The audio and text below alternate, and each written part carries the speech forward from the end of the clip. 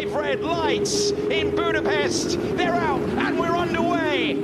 Decent start, slow getaway there for Aiken, but decent start for Sergio Sede Camera, who's got Nick de Vries in his wheel tracks, and they're racing down the turn number 1 with de Vries putting major pressure on in a big way, but Camera was sure-footed. It's Giotto up to 3rd, Maney looking at 4th, Aiken is slipping down at the moment, and that was dangerous as he came back onto the circuit. Fukuzumi and Markelov going side by side. Here we have Fuoco, there's a car off in the background there, clattering the polystyrene side, but did they make contact? Yeah, you're right. Not an easy condition. There's been a contact between Kunter and probably Deletras. Ooh, risky.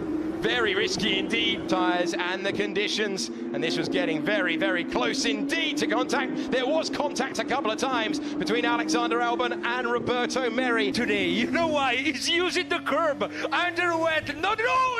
He's thinking about it in a place where you would never normally try to overtake Norris with so much more. And now Lando Norris is onto the podium. What a superb few laps of driving from the driver from Great Britain. Norris still hanging on to 3rd position for the moment. Thinking about it, has he got the inside? Has he got 2nd place? Yes, he has. Another thrilling, opportunistic move. Lando Norris carving his way through the field, and there's only one driver between him and victory. But Fuoco knows the line that works, and this is where he will get the traction down. The battle of the Italians is sending Luca Giotto wide onto the AstroTurf, and Antonio Fuoco moves up to 4th position. So many great moves in this race already. Some point in the near future. Lando Norris at the very start of this race dropped down to 9th. He started in 6th, and he's looking to get the power down, and Lando Norris has forced his teammate to the defensive line. The Carlin's going wheel to wheel.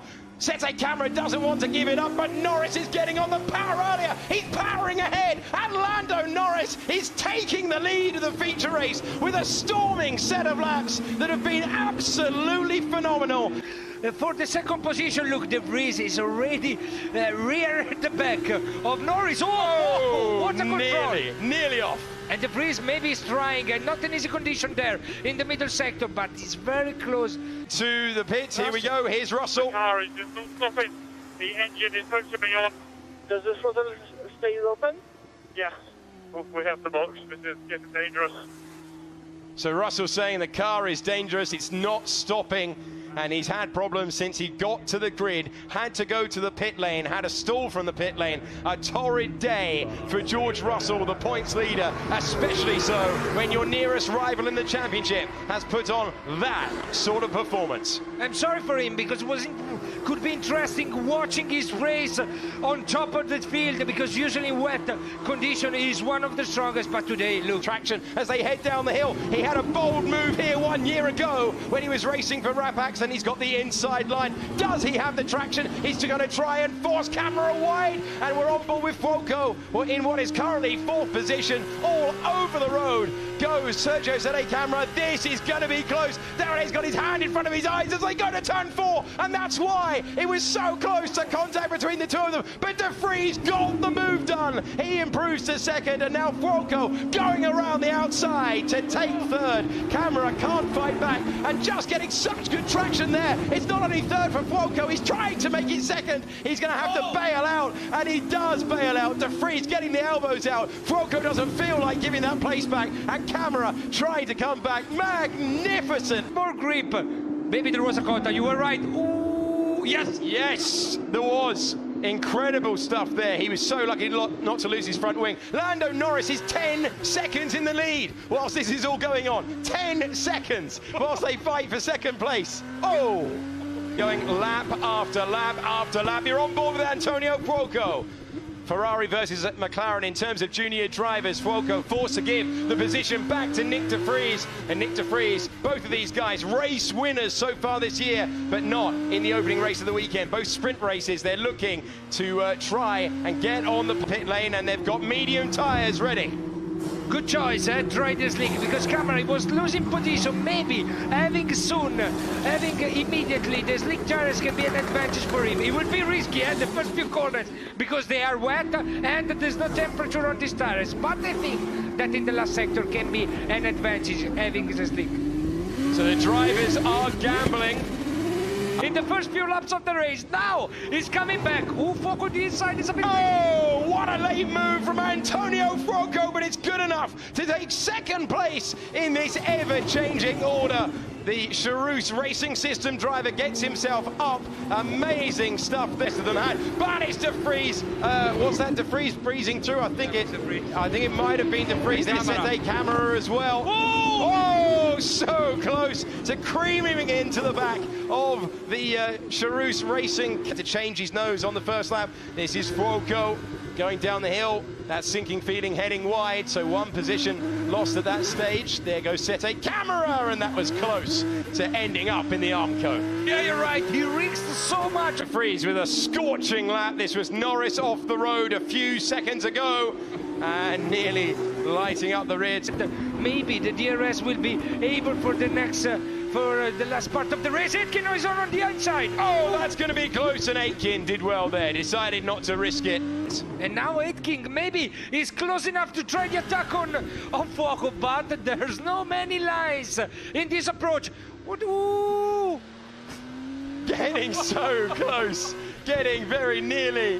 At the beginning. So this is no time for our TV to go down. Let's have a little attempt of getting the signal back, and we've lost pictures for the moment up here in the commentary box.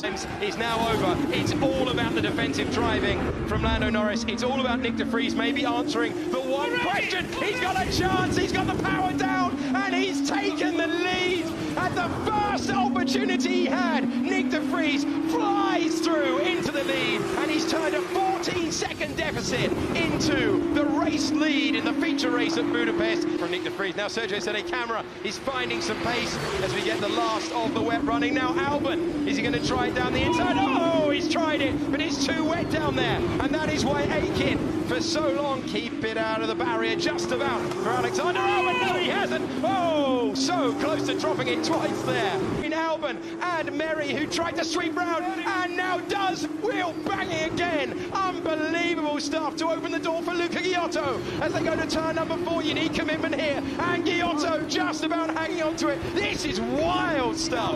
Number 1, that is not where the drama ended. The mistake was big because he started to brake when he was touring the steering wheel to try to change his line. So he lost immediately the control of the rear, and that was good enough to maintain the control of the car.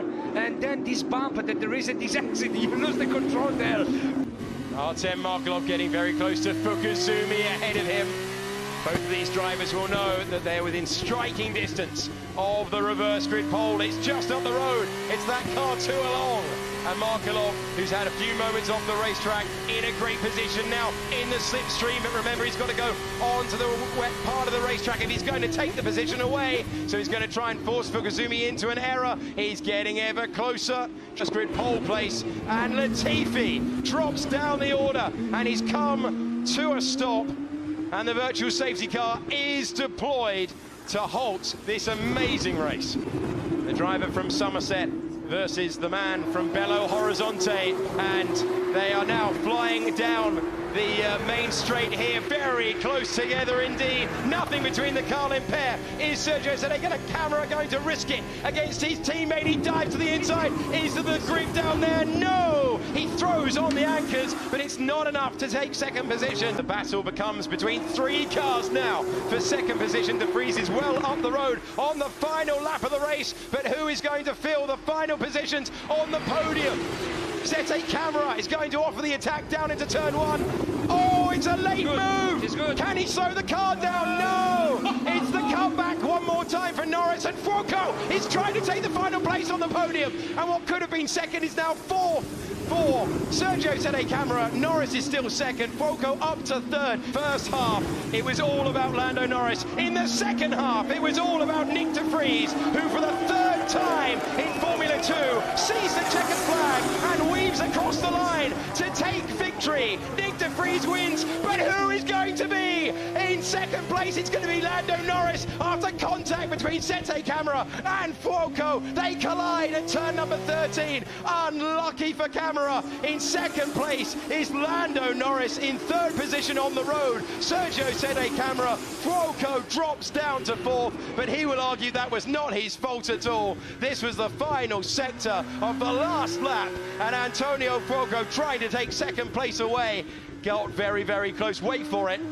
There's the contact. Sete Camara spins round Fuoco, and Sete Camara takes the place on the podium for the moment, but race control will be looking at that immediately. Davide, you have to say, it's very, very close.